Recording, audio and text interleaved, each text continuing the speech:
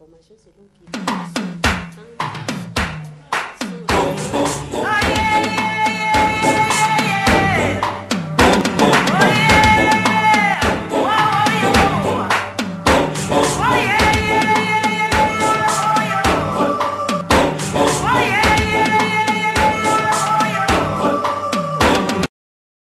Bienvenue à l'émission DH à la portée de tous.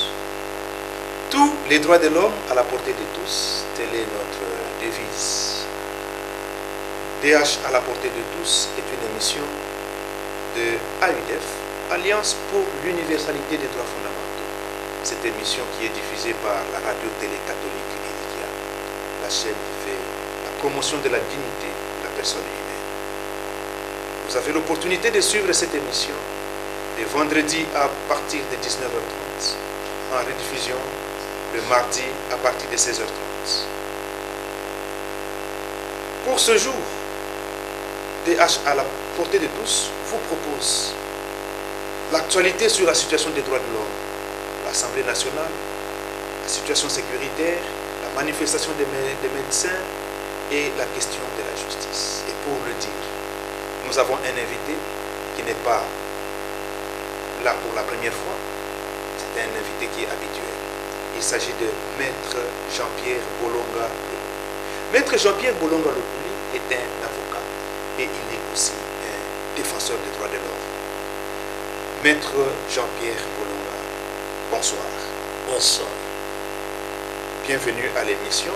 Nous espérons que vous vous portez bien. Oui, je me porte bien par la grâce. Nous allons ainsi, avec vous, échanger sur les thèmes, actualité des droits de l'homme, avec les 4 questions spécifiques. Et nous allons commencer par la question des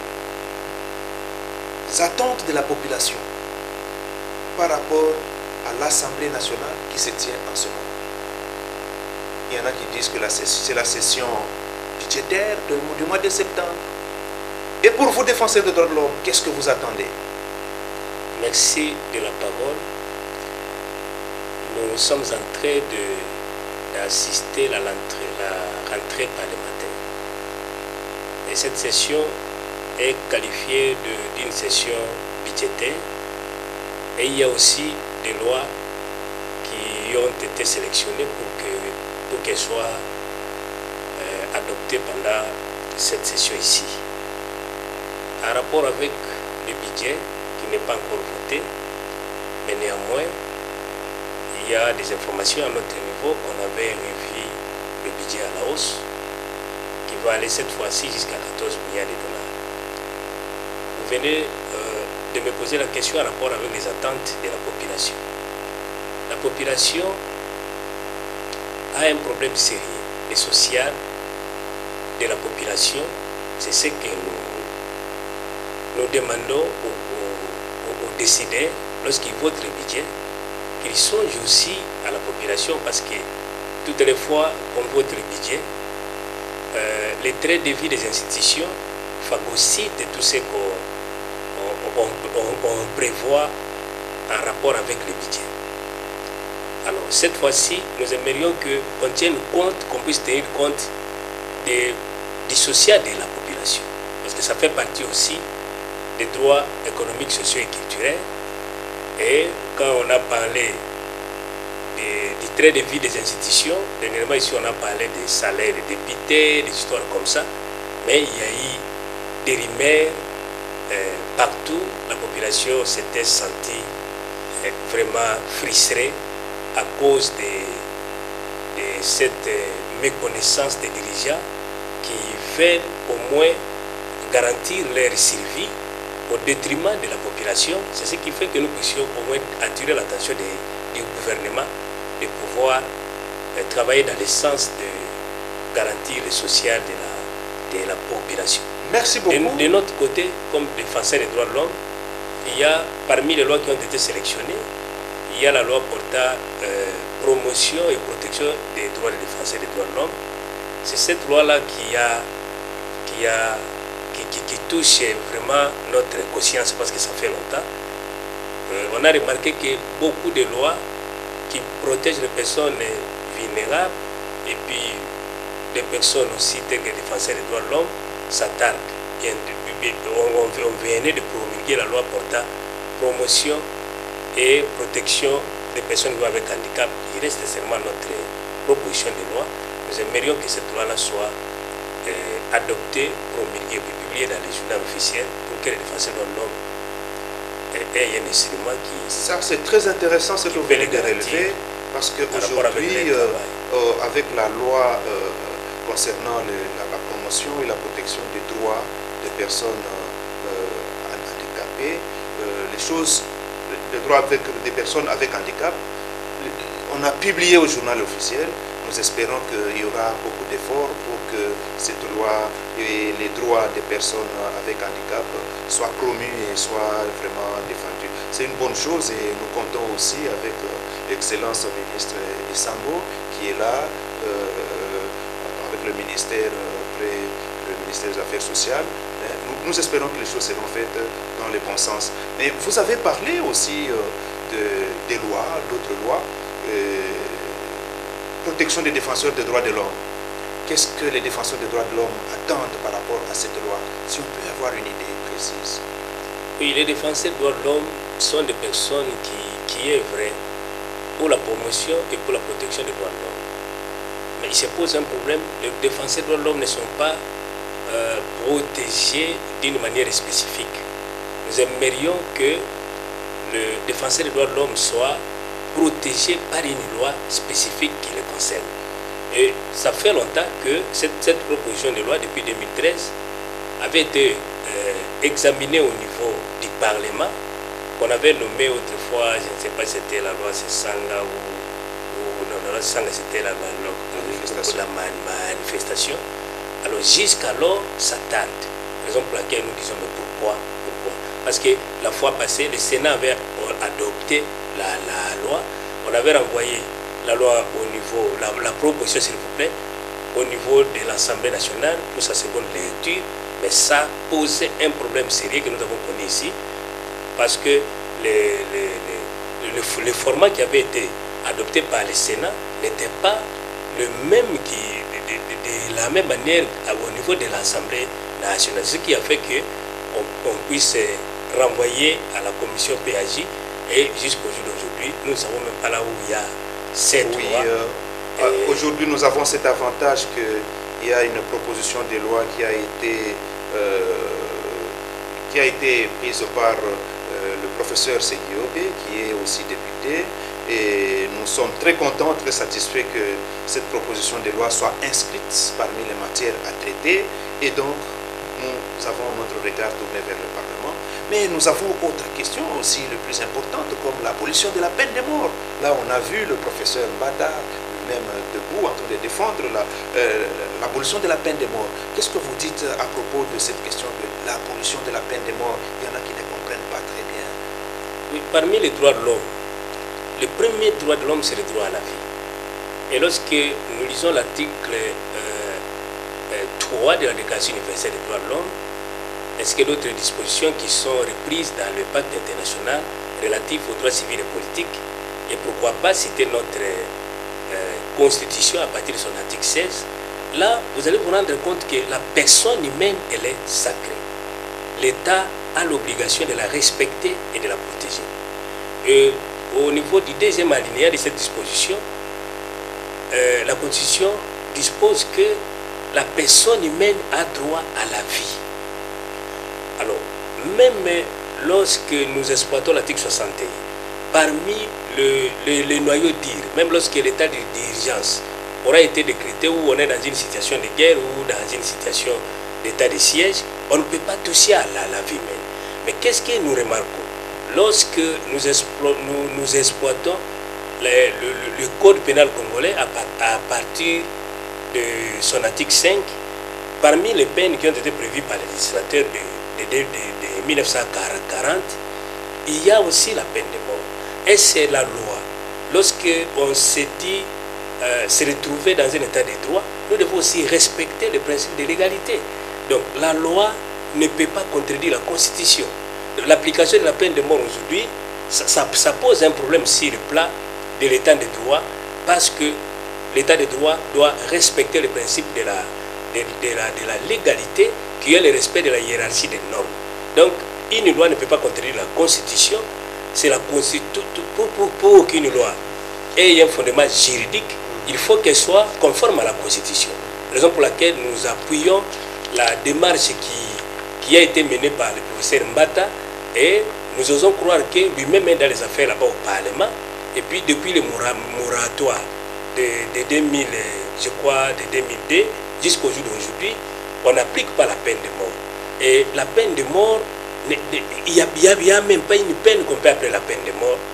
Parmi les peines, nous aimerions que la peine de mort soit remplacée par la prison à vie, parce que cette peine, aujourd'hui, elle n'est pas constitutionnelle. Okay, alors, comme il y a les constitutionnalités, même la Déclaration universelle des droits de l'homme et tous les instruments de protection des droits de l'homme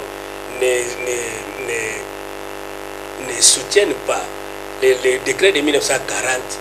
Nous aimerions qu'on puisse aller trop vite pour que cette peine soit abolie.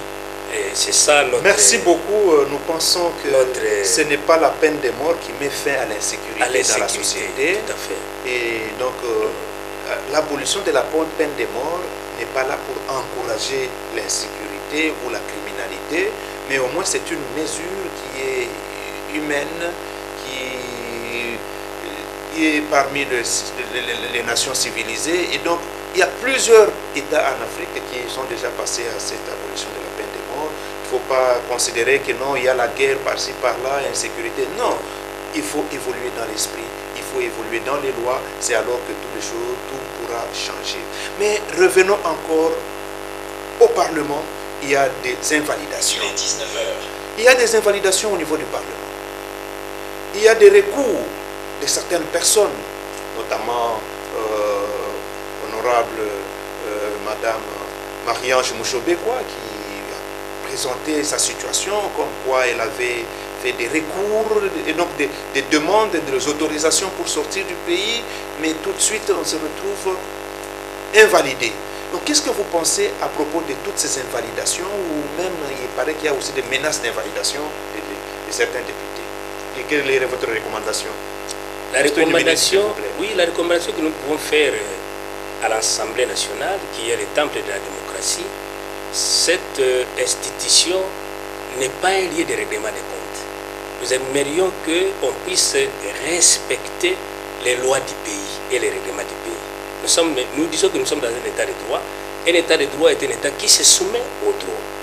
Lorsqu'un député s'absente et qui va au-delà de ce qui avait été prévu par le règlement intérieur, là, nous ne pouvons pas dire qu'on ne peut pas l'invalider ou pas. Mais ça pose un problème. Pourquoi parmi les députés qui ont été invalidés, on retrouve seulement les députés qui portent une certaine connotation? Tous sont de l'opposition. Et c'est la procédure avait été respectée ou pas? Point d'interrogation. Mais il y a d'autres députés, tels que honorable Madame Ange, que vous venez de citer ici, dans ses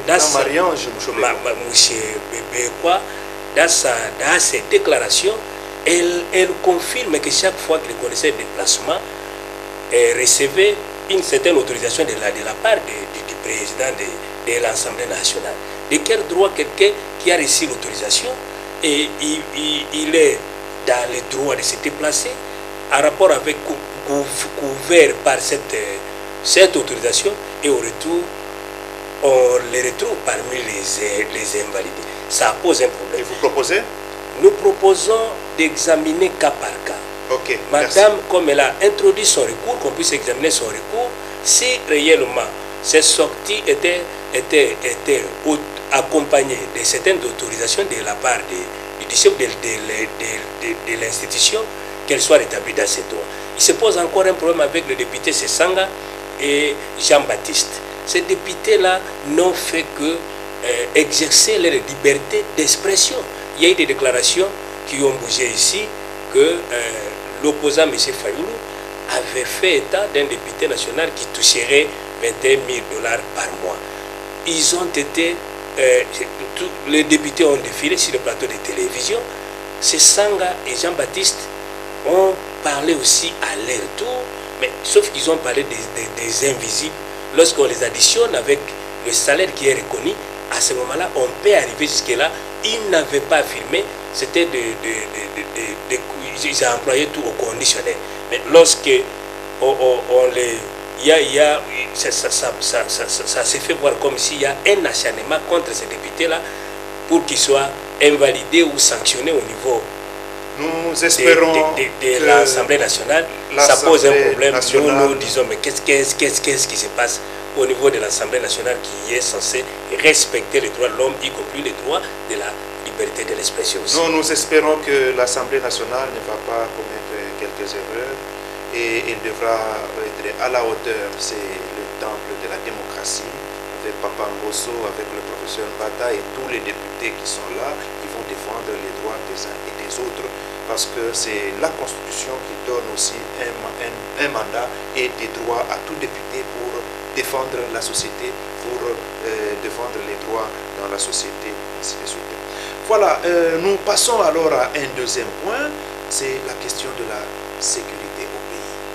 Lorsque nous lisons l'article 52 de notre Constitution, on dit ceci: tous les Congolais ont droit à la paix et à la sécurité, tant sur le plan national et international.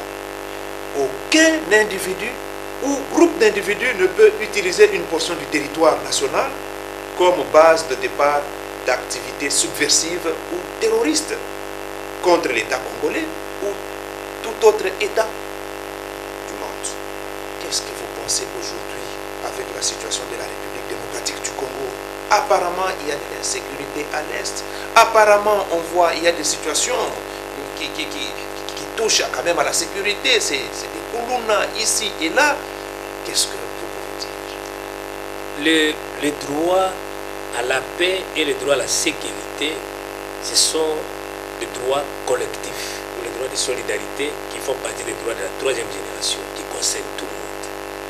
La situation sécuritaire arrivée au du Congo, elle est devenue inquiétante sur tous les plans et sur tous les niveaux. Vous venez d'évoquer ici le problème des phénomènes. Commençons d'abord par le phénomène Corona, avant de parler de ce qui se passe à l'Est.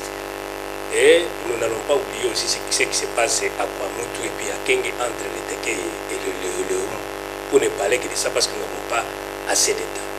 Le phénomène Kuluna, on pensait ici que lorsque le gouvernement avait pris cette fois-ci l'initiative d'arrêter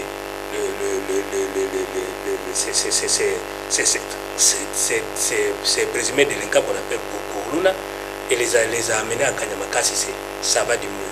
Mais ces derniers temps, nous sommes en train de vivre des histoires qu'on ne peut pas expliquer.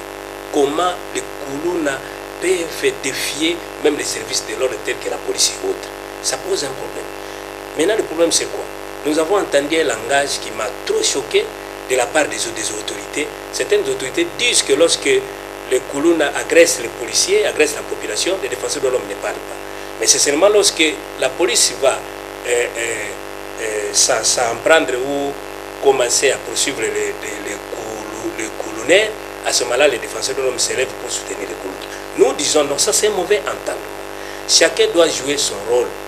Les défenseurs des droits de l'homme défendent ou protègent les droits de l'homme. On ne peut parler de violation des droits de l'homme que lorsque les acteurs étatiques violent les droits des personnes de la population.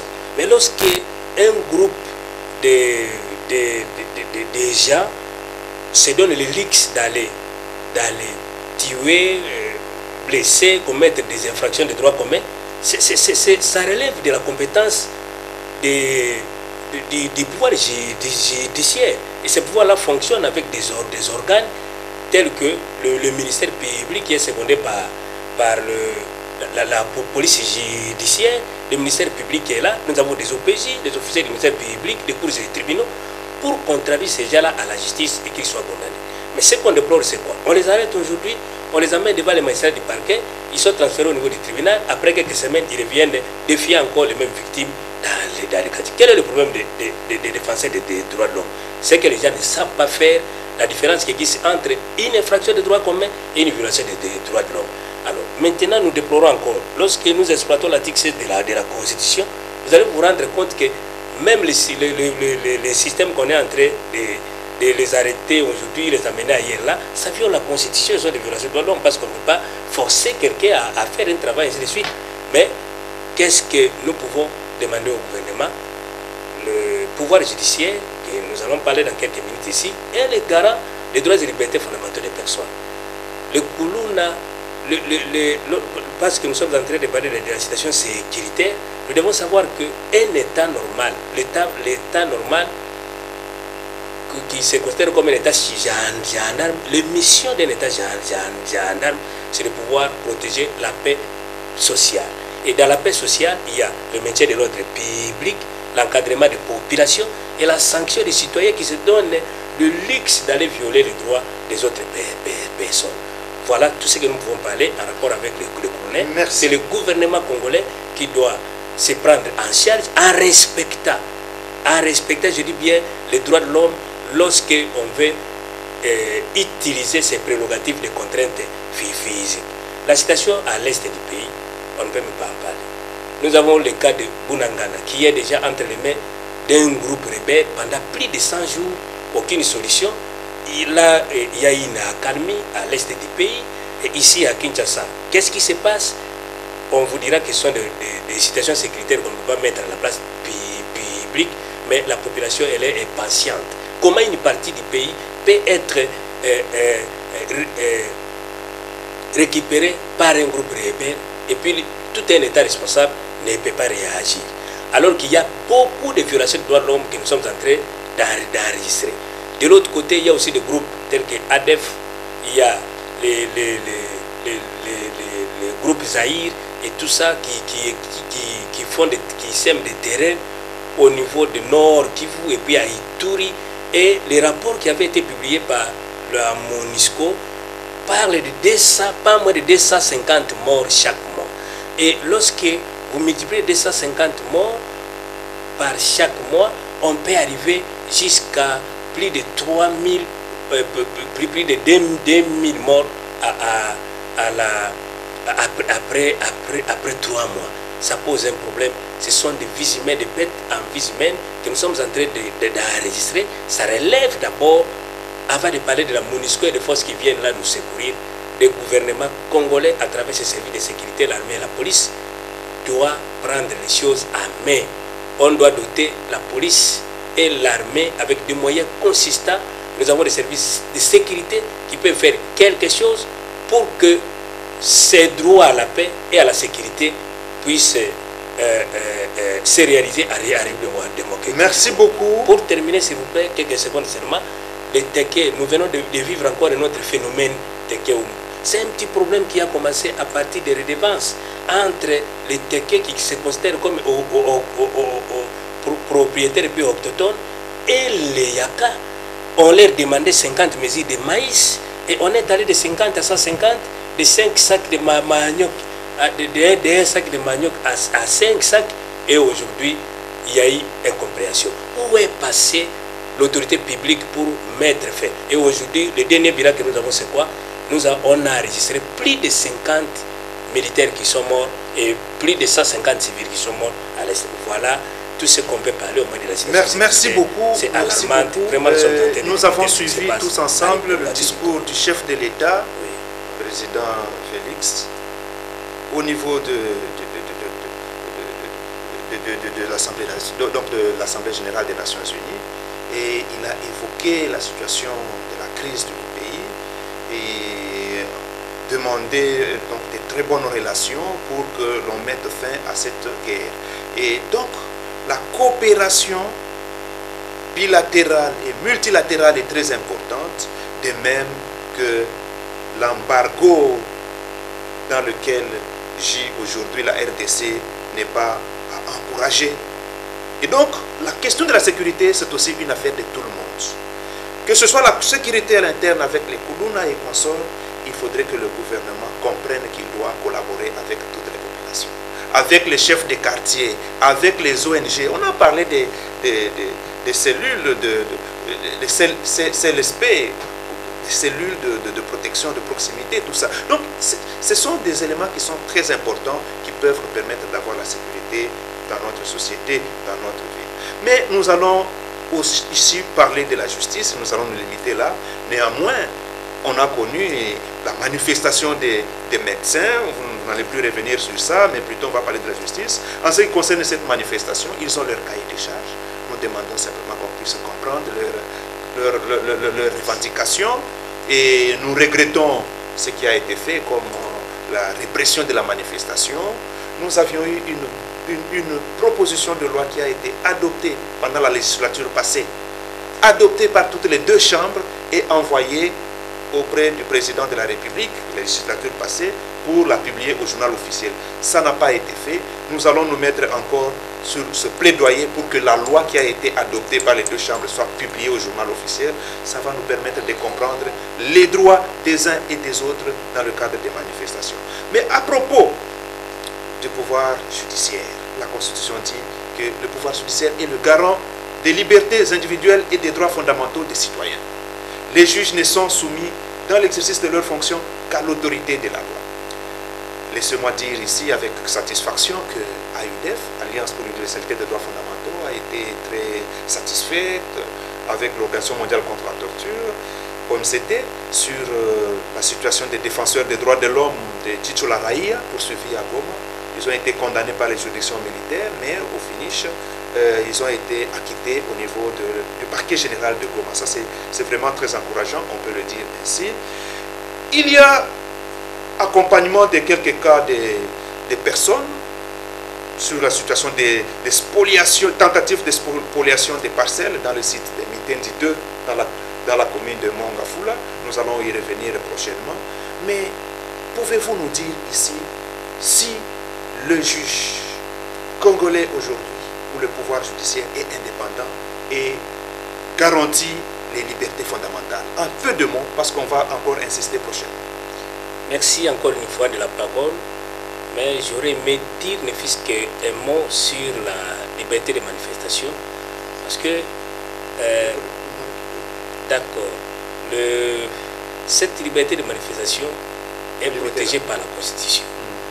Alors nous devons savoir que les arrêtés, parce qu'on nous parle d'un arrêté qui avait été pris par le gouverneur depuis 2021, qui considère Gombe comme état une zone neutre et d'autres zones comme ça, mais nous disons à nos autorités publiques de pouvoir respecter l'article 26 de la Constitution. Nous ne sommes pas dans un régime d'autorisation, nous sommes dans un régime d'information. En rapport avec l'indépendance de la justice, nous disons aussi que l'article 12 de la Déclaration universelle des droits de l'homme, l'article 14 du pacte international relatif aux droits civils et politiques et l'article 7 de la Charte africaine des droits de l'homme, nous citons dans notre constitution à partir de l'article 149 et 152, nous 150 devraient de citer ici, on nous montre que le pouvoir judiciaire est le garant des droits et libertés fondamentaux des personnes. Ce pouvoir-là ne peut pas recevoir d'injonction. Il se pose un problème sérieux en rapport avec l'indépendance du pouvoir judiciaire aujourd'hui. Alors que lorsqu'on se dit on est dans un état de droit, l'état de droit est bâti sur des grands principes tels que le principe de respect des droits et libertés fondamentaux des personnes, le principe de séparation des pouvoirs et la justice qui élève la nation.